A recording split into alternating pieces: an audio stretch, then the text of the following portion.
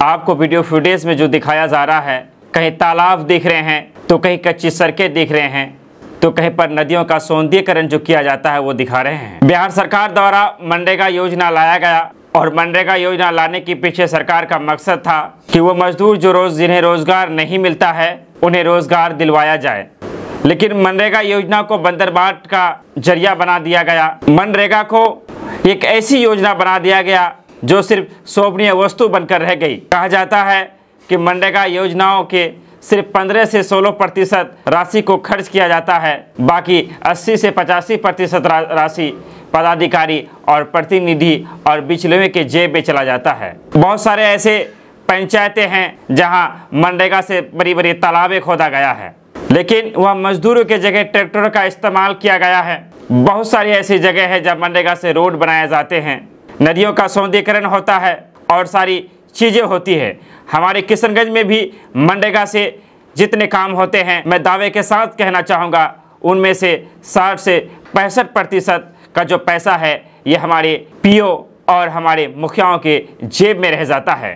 ग्राम प्रधानों द्वारा जिस तरह सरकार मनरेगा के नाम पर ग्राम प्रधान यानी मुखियाओं के द्वारा जिस तरह से मनरेगा में लूट मचा रखा है, जिस तरह से मनरेगा में लोग गंद फैला रखे हैं, सरकार भी कहीं ना कहीं ये सोचता होगा कि हमने इस योजना को धरातल पर लाया तो लाया क्यों। सरकार योजनाएं बनाती है और पंचायतों को राशि आवंटित करती है। जाहिर सी बात है सरकार का मकसद ये होता है कि पंचायतों का सौंदर्यीकरण हो, गांव का विकास हो, ताकि गांव के लोग भी खुशहाली से जीवन यापन कर सके। लेकिन हमारे द्वारा चुने गए प्रतिनिधि, चाहे वो मुखिया के रूप में हो, समिति के रूप में हो, ये लोग जब मनरेगा फंड में अपना काम करते हैं तो फिर ये लोग भूल जाते हैं कि सरकार द्वारा दी गई राशि है। वो लोग भूल जाते हैं कि सरकार द्वारा दी गई राशि है, यह हमारी घर की राशि नहीं है। लेकिन कहा जाता है राम की चिड़िया राम की खेत, खावड़ी चिड़िया भर भर पेट। एक बार और बोलना चाहूँगा, राम की चिड़िया राम की खेत, खावड़ी चिड़िया भर भर पेट। अगर किसी को यह लगता होगा, अगर किसी को भी लगता होगा, कोई भी ऐसा मुखिया किसी को यह लगता होगा कि हम मनरेगा में घोटाला नहीं करते हैं, तो वो कमेंट करे, हम उनसे रूबरू होना चाहते हैं। मैं समझता हूं कि एक भी ऐसा मुखिया या ग्राम प्रधान नहीं होगा जो मनरेगा में घोटाला ना करता हो। घोटाले होते रहते हैं, लेकिन घोटाले का भी एक पैमाना होना चाहिए, बेईमानी के भी एक तरीके होना चाहिए, बेईमानी का भी एक सिस्टम होना चाहिए। अगर सरकार 100 रुपये देती है तो 60 से 70 रुपये का काम अगर हो जाता है तो कम से कम एक संतुष्टि मिलती है कि नहीं काम हो रहे हैं। लेकिन मनरेगा में यकीन के साथ कहता हूं, अगर किसी प्रतिनिधि अगर आए उसे बुरा लग जाए, अगर वो चैलेंज करे, तो मैं उसे साबित करके दिखाऊंगा कि मनरेगा में 30 से 32% कहीं कहीं, लेकिन अधिकतर जगहों में 15 से 18% राशि को ही उपयोग में लाया जाता है। बाकी राशि पीओ की निगरानी में कुछ पदाधिकारियों के जेब में जाते हैं और मुखिया की निगरानी में कुछ जनप्रतिनिधियों की जेब में चले जाते हैं। इस तरह से जनता के पैसे को बर्बाद किया जा रहा है।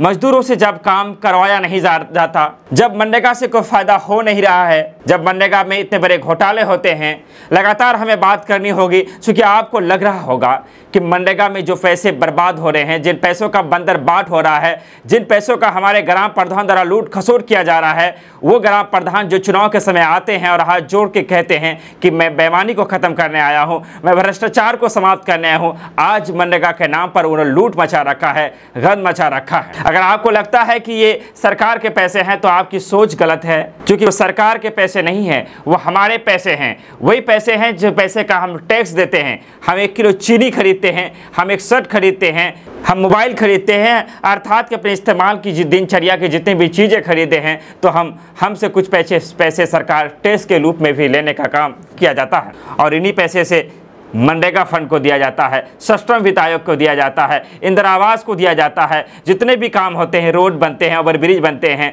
वो सरकार, कोई मुख्यमंत्री, कोई प्रधानमंत्री अपने घर का ज़मीन बेचकर नहीं देता, बल्कि हमारे ही टैक्स के पैसे से सरकार हमारे लिए काम करता है। और हमारे ही पैसे से जब काम हो और हमारे पैसों का जब बंदरबाट हो, तो हमारे और आपके लिए ज़रूरी हो जाता है ऐसी चीज़ों पर बात रखें।